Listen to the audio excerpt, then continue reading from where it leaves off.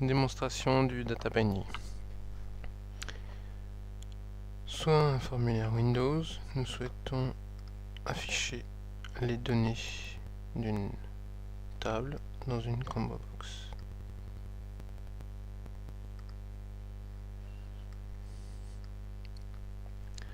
Comment alimenter cette combo box sur un exemple de données tel que celui-ci?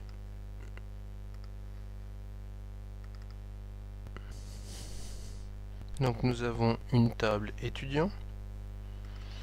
Dans cette table étudiant, nous avons trois données. Nous voulons afficher le nom et récupérer le numéro.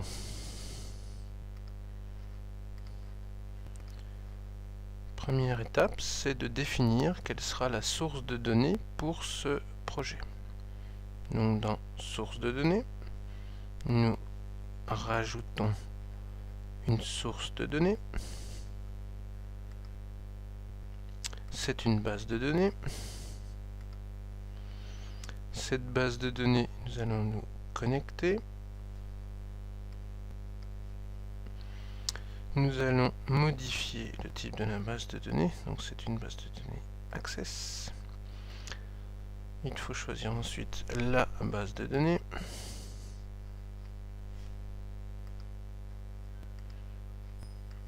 OK. Suivant. Ici, on choisit de ne pas intégrer la source de données dans le fichier. Sauvegarde de la chaîne de connexion. Ici, nous choisissons les éléments que nous voulons intégrer dans la source de données, c'est-à-dire la table étudiant,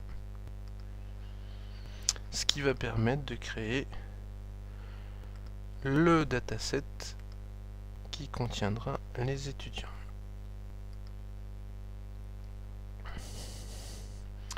Une fois cette source de données intégrée,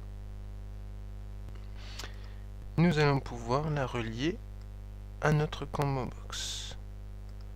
Étape numéro 1, choisir de lier cette combo box.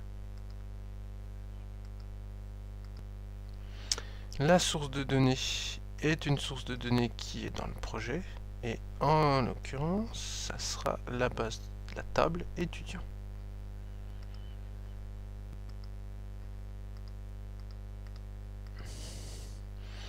On veut lier l'étudiant en affichant son nom et on veut récupérer son numéro.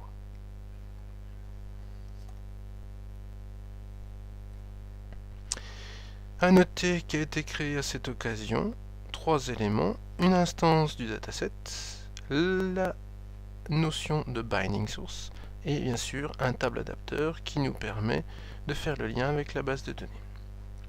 Testons cette interface.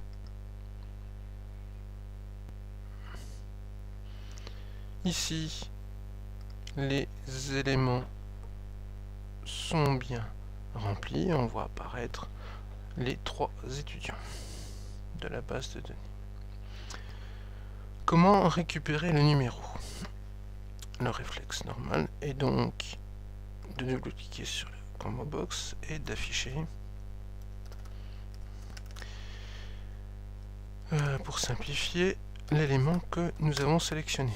Pour ce faire, nous avons donc le binding source qui est déterminé, qui contient la notion de position. Cette notion de position nous retournera l'indice de l'élément sélectionné. Pour avoir la valeur de l'objet étudiant, il nous suffira d'aller chercher dans la source de données, c'est-à-dire dans le dataset.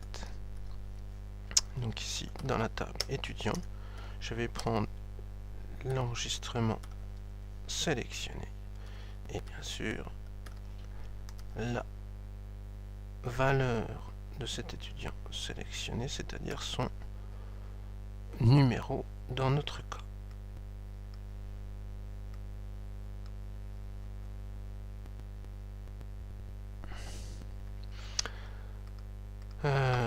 Avec la conversion en chaîne de caractères.